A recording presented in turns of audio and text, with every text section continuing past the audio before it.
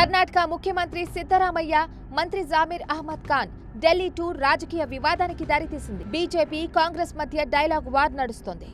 ఈ వివాదానికి కారణం సిద్ధరామయ్య, మంత్రి ఓ లగ్జరీ చార్టర్డ్ ఫ్లైట్ లో ప్రయాణించడమే. వీరి ప్రయాణానికి సంబంధించిన వీడియోను మంత్రి జామీర్ స్వయంగా తన ఎక్స్ ఖాతాలో పోస్ట్ చేశారు. కాంగ్రెస్ 138వ వ్యవస్థాపక దినోత్సవ సందర్భంగా ఇటీవల ఆ పార్టీ డొనేట్ ఫర్ దేశ్ పేరుతో క్రౌడ్ ఫండింగ్ ప్రారంభించింది.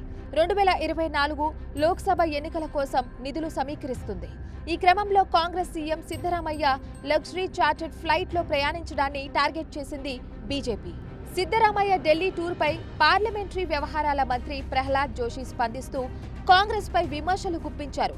కాంగ్రెస్ ధనిక పార్టీ అని, ప్రజలను దోచుకోవడానికి క్రౌడ్ ఫండింగ్ కు తెరతీసిందని ఆరోపించారు. నిజంగా కాంగ్రెస్ వద్ద నిధులు లేకపోతే సిద్ధరామయ్య లగ్జరీ ఫ్లైట్ లో ఎలా విహారాలు చేస్తున్నారని నిలదీశారు.